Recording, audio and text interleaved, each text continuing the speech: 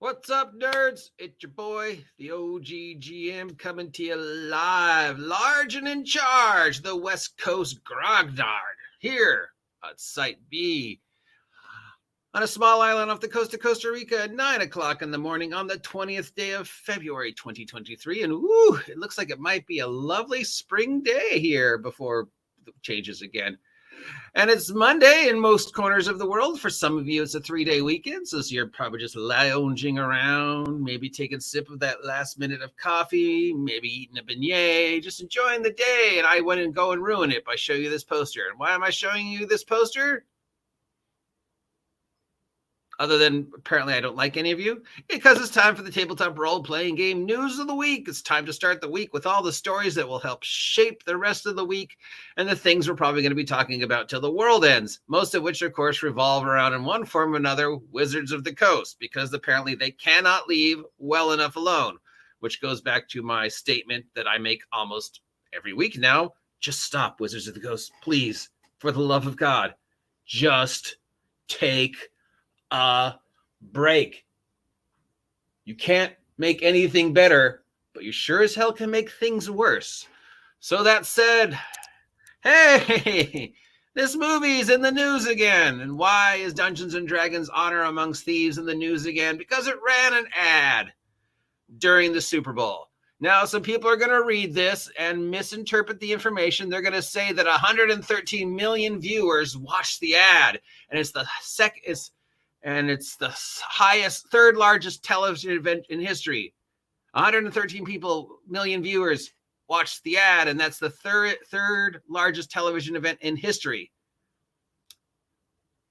So we know that there are people who are out there who are going to misinterpret this fact and say that the ad is the third largest television event in history. That is completely and utterly untrue. 113 million people watched the Super Bowl, making this year's Super Bowl one of the largest television events in history. I don't know if that's true, but maybe just recent history. I don't know what they consider TV history. 113 million people watching the Super Bowl worldwide compared to the millions of people that say watch the World Cup.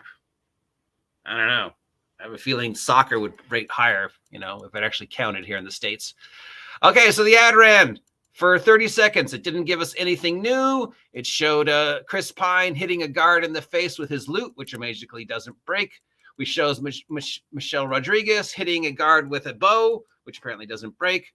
We show our druid, Sophia Lillis, using her now very popular, bear owl. I guess they're calling it a bear owl instead of an owl bear. And then a shot of the entire group fighting my favorite bad guys in all of D&D, the Red Wizards of Thay, who are now, of course, getting screwed over in this movie. And apparently also the Red Wizards of Thay are now martial artists because, yeah. So the movie, nothing new, nothing different, more the same. Unfortunately for them, it was also during the same ad block that we saw the trailer for Quantum Mania and Guardians of the Galaxy. So for those of us who actually watched the commercials and watched the Super Bowl, we were like, okay, is this a new trailer for Guardians of the, oh no, it's the Chris Pine D&D thing. And then the Guardians of the Galaxy trailer played and you're like, wait, is this more the same?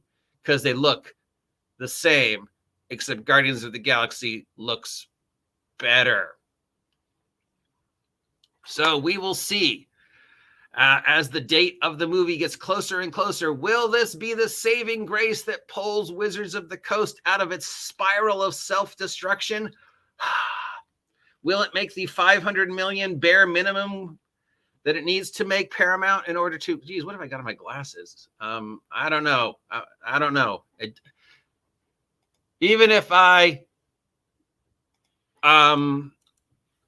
wasn't against this movie, even if I hadn't been like, I don't want to see this movie since it was first announced. I mean, there's already been D&D movies that are awesome. Don't need a new D&D movie. I certainly don't need Chris Pine telling us that D&D is a thing you need to play drunk. Oh, hey, it's Dark Winter. Seriously, I thought the trailer for 65 much better, and that was this morning. 65 is that the new film with the Star Wars guy where he lands on a planet with dinosaurs and it turns off its Earth 65 million years in the past. Did I just ruin the plot for the entire movie? Sorry. The ones with the green flaming blades. Yes, those were the Red Wizards of Thay. And it is copying.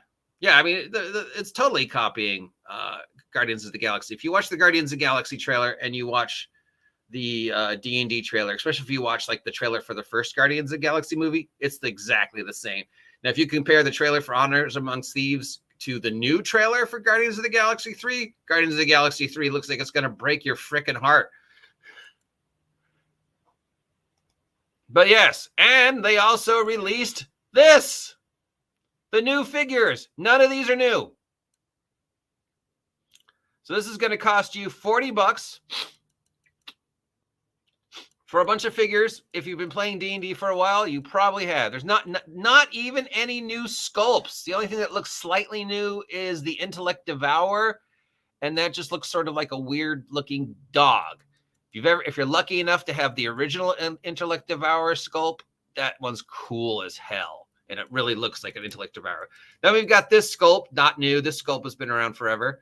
We've got this Displacer Beast, not new. This sculpt's been around forever. We've got this Mimic. There's been so many Mimic sculpts. I think percentage-wise, if you like did the numbers for which sculpt they've done the most of, Mimics might be in the top 10.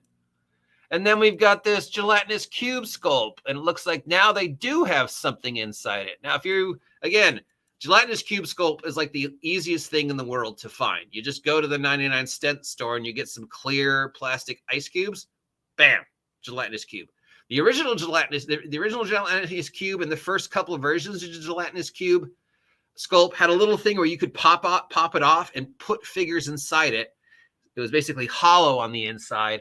So if you wanted to show your character getting eaten by the gelatinous cube, there he was, because that's what made it cool. Otherwise, it was just a clear plastic cube that had some hot glue on it to make it look like a slime. Obviously, they have improved the sculpt since then, but really, I can go to the 99-cent store and get a plastic ice cube. So if you're going to give me a sculpt that is specific to a movie that's coming out of one of the most iconic monsters and my favorite monster in the Monster Manual, the gelatinous cube, make it look better than this. Hasbro's in the news. Hey, did you know Hasbro is in the news? I don't know if you knew Hasbro is in the news. They've been doing something. Yeah, the Q4 numbers came out. And despite the fact that the Q4 numbers were not great, caused Hasbro to come and say, okay, we're restructuring yet again, and we're moving D&D. Somehow Chris Cook, a man who has never played D&D, a man who thinks he doesn't need to play D&D, a man who is, for some reason, in charge of Wizards of the Coast and D&D, said, you know what? Let's use some Scott Steiner math here.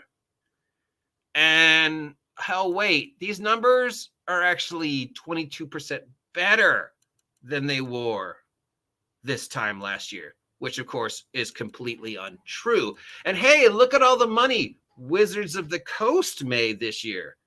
That's Magic the Gathering money, Chris. No. It's D&D money. It's Wizards of the Coast money. We did okay compared to the rest of Hasbro. Except, Chris, you're not a separate entity from Hasbro. You are part of Hasbro. I know there are still people out there who think Wizards of the Coast and Hasbro are two separate individuals, and somehow Wizards of the Coast owns Hasbro. Or they're I don't know what it is anymore. I know there are people who think that Wizards of the Coast owns Hasbro, not the other way around. And Wizards of the Coast is more important to Hasbro than Hasbro is with its other. But except, of course, if you look at the numbers, you can just see which companies they're investing the most energy in and which companies are making them the most money. And it's still Peppa. Peppa's still on top. But Chris Cook, a man who has never played D&D, a man who says he doesn't need to play D&D, works for Wizards of the Coast, has somehow taken the abysmal sales numbers, turned them around using Scott Steiner math, going, hey, look, we did okay this year compared to the rest of Hasbro. Look how well we sold. Look how well D&D sold. No, Magic the Gathering sold. No. We're cool. Of the two products we still control, we're doing really well. That genius Scott Steiner math. It's good to know that all these years later, Scott Steiner math is still being used by people today. And someday I will explain to you what Scott Steiner math is for those of you who do not know.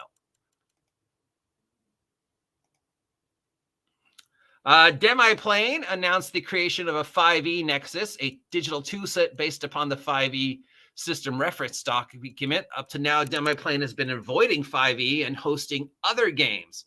They have the Vampire stuff, they have the Marvel Multiverse stuff, they have the Avatar stuff, they have the Free League stuff. They did Pathfinder, they've got World of Darkness on there, but now they too have decided to bend a knee, take D&D online, not be original, like being the one home where people who are like, I want a VTT that isn't D&D centric, where I have to up convert to get the game I want to play to work instead of,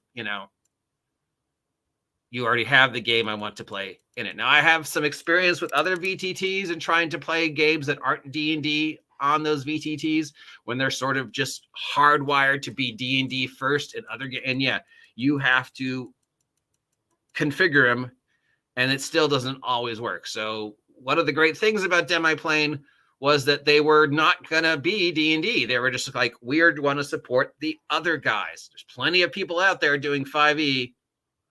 How about we give people a home for the other games that maybe aren't being represented on Roll20 or whatever? But now I guess they're like, hey, now that we're all friends again with the company that a few weeks ago tried to put us out of business, we'll run D&D, even though we said we were never going to, but let's face it, we need the money, and 5e is where the money is. So, you know what? I can't balk you, Demiplane. I can't say, oh, screw you for selling out, because I will sell out. If Wizards of the Coast called me tomorrow and said, hey, do you want to interview Kyle Brink?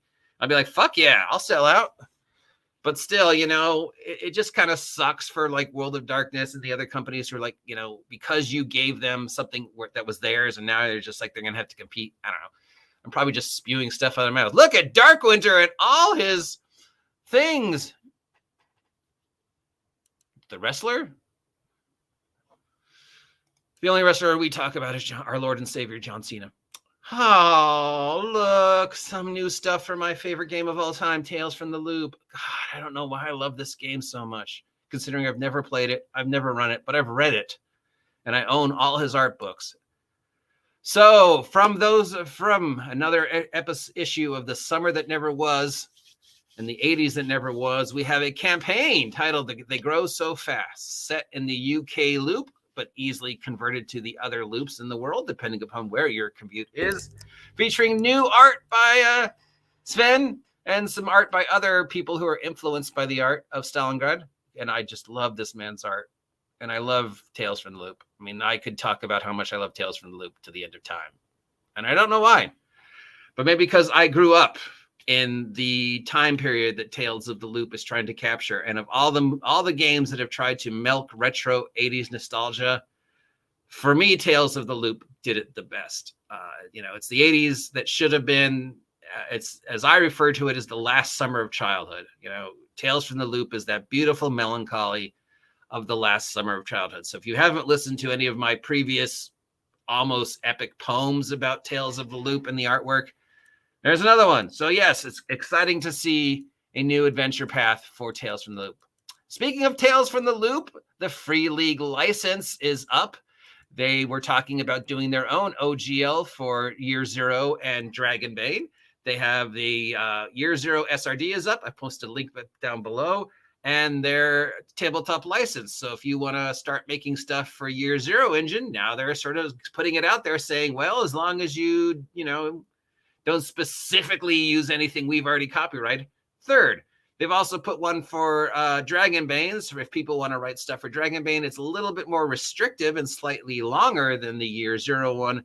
But again, if you want to make some D&D flavored stuff using their Dragonbane, that is now available, or at least the first draft. And I posted a link by that down below. Paizo's having an interesting year in the media. They have announced a new comic book series with Dynamite. Dynamite has done some of their comic books before.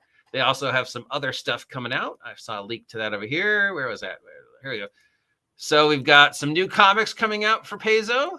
And they've got the first of the Starfinder comics coming out. We've also got some Starfinder errata coming out at the end of this week. And looks like they're going to be doing the con circuit again this year, starting early with TPK Con, which is actually a Paizo-specific con that is going to be held in,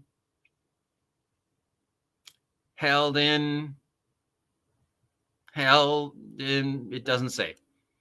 Somewhere on the earth, most likely, there's a con this weekend. So I guess it started on Friday, is ending today. I don't know why they post this stuff on Monday. And it's news from Friday. But yeah, so I guess there's a con. Somewhere there was a con on the planet that was Paizo-centric. Maybe it was here in the States. Maybe it was in Europe. Maybe it was in South America. Maybe it was in Japan. Maybe it was on the moon. I don't know, because it doesn't say, but there was a con. And it was Paizo-centric. Yay!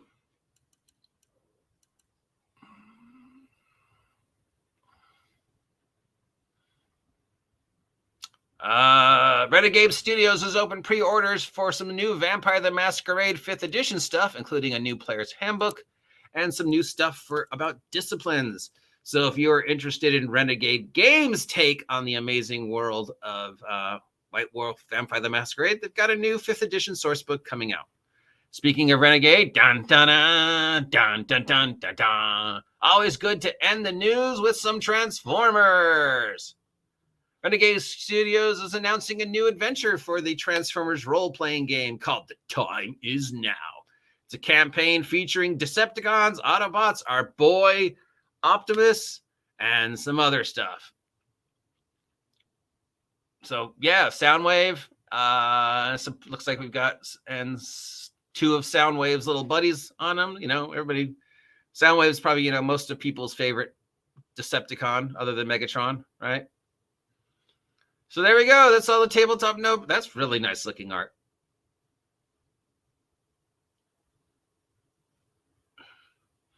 That's all the table. Oh man, look at that.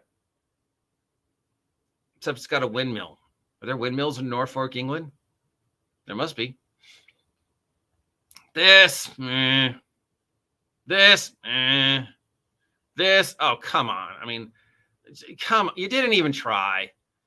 And can we I'm just going to ruin your day again for looking at this poster. Oh, my God. Dude, you left an amazing series for this. You left the #1 rated Netflix show when your season aired, Bridgerton, for this. I'm not even talking about you. You, Michelle, I love you. I love you and everything you do. I'm glad you can still get work playing your hero. You were amazing, and I'm not okay with this.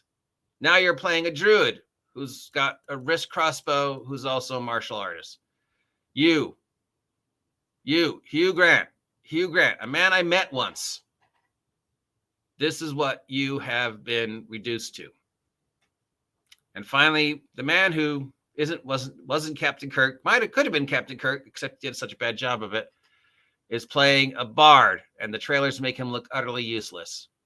And I don't want to see your crotch, dude.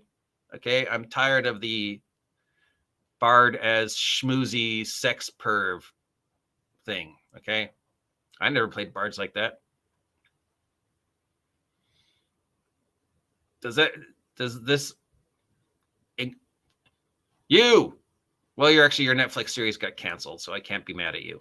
But your Netflix series was still going, and you left it willingly to do this. You left a Netflix series willingly to do this. You would have made more money with the Netflix series, dude.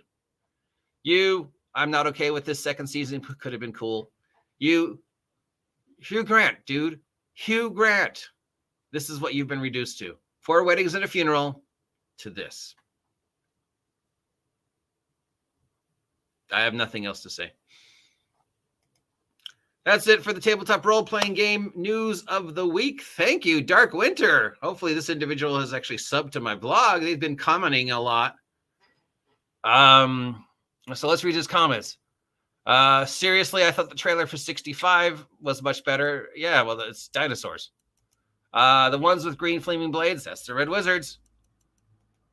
Are they copying them? Yes, they're copying Guardians. I like the first trailer best. The first trailer for the D&D movie.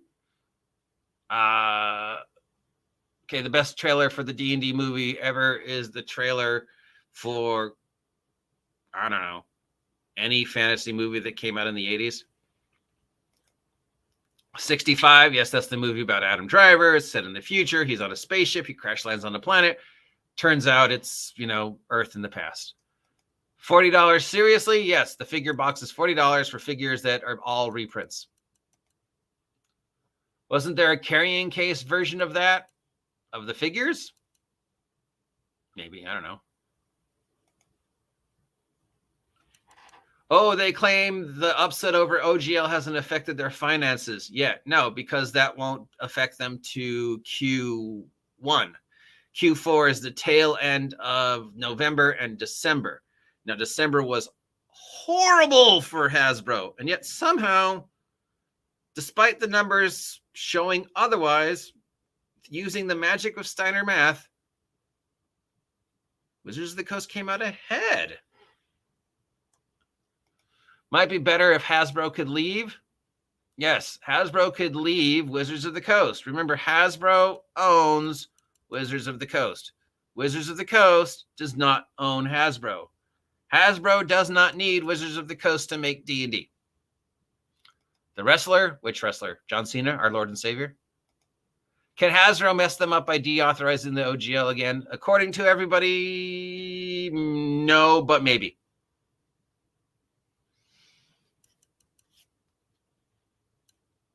Because it is now currently under Creative Commons, from supposedly, no, they can't touch it anymore. They've tossed it out there. They can't pull it back. Except, apparently, they put it under the wrong Creative Commons. And after they put it out, they started making a whole bunch of statements about our copyrights. Our copyrights. We're coming up with new material to protect our copyrights. We're coming up with new material to protect D&D from hateful content. Now, if you read SRD 5 point whatever, as it is under the Creative Commons, several copyrighted-ish things are in it, like Strahd and Beholder, even though those are their copyrights. I'm doing air quotes. You can't see that I'm doing air quotes because, this isn't, I'm not showing, I don't have the camera on, but just assume whenever I'm saying copyrights, I'm doing air quotes. Now, considering A, apparently they put it under the wrong Creative Commons for what they wanted to do because there's more than one. B, they are now repeatedly saying we want to protect our copyrights and we want to protect you from hateful content. Does this mean going forward they could say a year from now, oh, we didn't mean to put Beholder there. Here is the new wording for how we protect our copyright, which means we can now remove it from the Creative Commons because we unknowingly put it under the wrong Creative Commons, change it so our copyrights, like Beholder, are protected, and then put it back out in the wild. Could they do that? I don't know. I don't know enough about the legalities to say yes, 100% they could do it, or no, 100% they can do it. Knowing Wizards of the Coast, it kind of feels like something they do. If you look at it on paper and the words that they are now saying, you're like, yeah, this kind of feels like something you guys are going to do in about a year. So who knows? Anyways, let me just take a moment to remind you all to like, share, and subscribe. Thank you, Dark Winter, for all your amazing comments today. If you appreciate this content, let me know. If you never want to hear me talk about the news, let me know. Yes, I know there is one more thing in the news we need to talk about, but I'm going to make that a whole separate thing because we do need to address the hateful content, inappropriate elephant in the room that is Red Room and the release of the role-playing game Men and the fact that they have been banned for life, apparently, from drive-thru. But that's just going to be a separate story. It's Kurt. I lost the belt, so I have to keep giving Kurt free praise. Kurt is awesome. If you haven't subscribed to DM Kurt's website yet, subscribe to his YouTube. Help him reach 1,000. He does a whole ton of great stuff. So yes. As much as I would like D&D not to be in the bad hands of Wizards of the Coast, things could do any better or worse. Things could go in any better or worse direction if they shut down. Can't go worse. It can only go better. Hypothetically, if some magic genie said, Wizards of the Coast, gone. No more D&D. Today is the last day. We are not making anything ever again for D&D. We're shelving it right next to Street Sharks. It would still be out there, dude. People would still be buying it, still be running it, still be playing it. 5e is never going to go away. So it'll still make Hasbro money for the next million years. Yeah. So yeah, Hasbro doesn't need Wizards of the Coast to make money off D&D. Bottom line. Wizards of the Coast needs Hasbro because Hasbro releases their stuff into the public. Go. Be free. Swim freely. Go, Free Willy. Go, Keys to the Golden Vault. Be free. And in closing, because we know people are going to say this, no, the D&D ad that played during the Super Bowl was not the third most watched thing in the history of television. The Super Bowl was the third most watched thing in the history of television in the United States. Because for some reason, soccer doesn't count. And we know way more people watch the soccer on a yearly basis than watch the Super Bowl. Because most people watch the Super Bowl for the ads now. They all admit it. Please like, please share, please subscribe if you haven't yet. If you appreciate the content that's coming out of my mouth, head on over to Big Geek Emporium and tell them I sent you. And check out my merch. Got 7 adventures things up on Big Geek Emporium under the award-winning Minions on a Mission.